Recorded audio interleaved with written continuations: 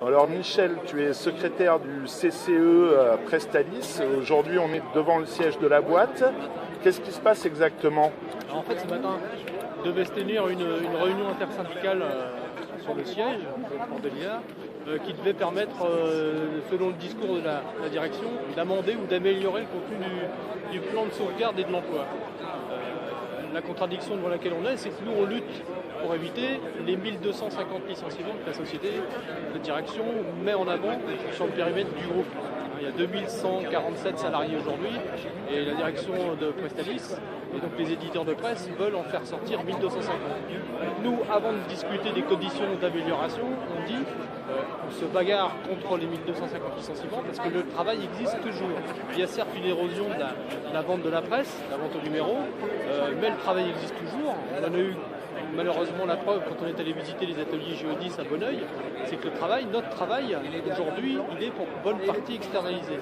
On souhaite le conserver, on souhaite, nous, on milite à la CGT avec d'autres organisations syndicales, on souhaite faire en sorte qu'on puisse rétablir un véritable service public de la distribution, ce qui n'est pas du tout dans les volontés des éditeurs de la presse. C'est effectivement aux états généraux de la presse que Nicolas Sarkozy avait mis en œuvre. Lui, il souhaitait que les gros groupes de médias soient encore plus gros, mais il souhaitait surtout qu'on fasse de la presse une marchandise comme les autres. Et c'est ce qui est en train de se passer. On ne doit pas laisser les choses se faire comme ça sans rien faire. Il y a un véritable enjeu, un enjeu de démocratie, puisque le discours qu'instille la direction depuis quelques années commence à être repris, y compris chez certains diffuseurs qui disent le syndicat du livre avec ses grèves à répétition nous pénalise sur nos ventes.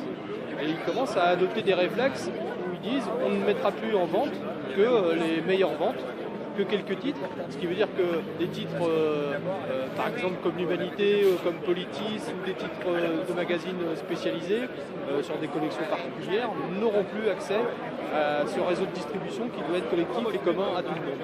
Il y a une véritable distorsion sur cet accès qui est en train de se mettre en place. Vous en êtes à combien de mois de lutte là? Écoute, je serais tenté de dire, ça fait plusieurs années, puisque les effectifs de l'entreprise sont passés d'à peu près 5000 quand moi je suis rentré au début des années 80, à moins de 1000 aujourd'hui sur Prestalis, et à peine plus de 2500 sur l'ensemble du groupe. Mais là, sur le plan actuel qui nous occupe aujourd'hui, l'annonce en a été faite en juin 2011. Donc depuis le mois de septembre, on est en lutte, plus ou moins consécutive, plus ou moins continue. Il y a des grèves perlées, des titres, des ciblages de titres, on boycotte ou on ralentit les procédures pour faire en sorte d'interpeller les éditeurs, d'interpeller le pouvoir public pour que sous un gouvernement dit de gauche, on puisse véritablement rétablir et maintenir des acquis du Conseil national de la résistance que tout le monde veut fiche partir. D'accord. Alors justement, est-ce que tu peux expliquer, parce que cette histoire des acquis du CNR et des feux, les nouvelles messageries de la presse parisienne, dans le contexte, il y a des gens qui ne voient pas à quoi ça correspond en termes politiques, de démocratie et de statut des salariés.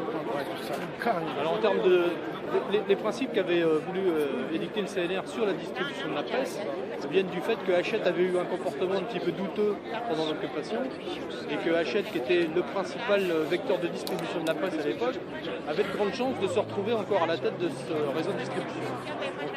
Donc nos anciens du CNR avaient souhaité mettre en place un système dans lequel toute la presse pouvait être distribuée partout, dans tous les secteurs, dans tous les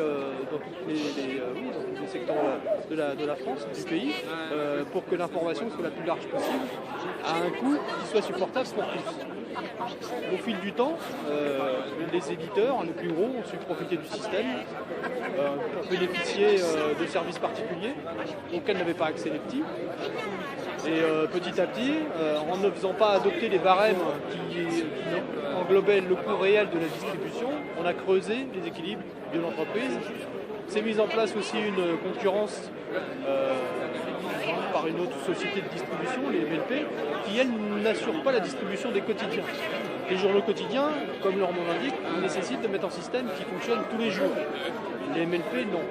Ils distribuent des titres à forte valeur faciale, donc ils ont des rentrées conséquentes avec des coûts moindres de distribution. Les seuls Prestalis doivent faire face à ces coûts de distribution. L'enjeu démocratique, il est là. C'est que demain, si les diffuseurs on les enjoint de ne plus distribuer ou de ne plus mettre en vente que les titres qui ont les meilleures ventes, il y a un accès véritable qui va se restreindre sur l'ensemble de la palette politique, entre guillemets, ou culturelle, des titres qui sont aujourd'hui mis à disposition du lectorat. Okay. Merci beaucoup et bon courage.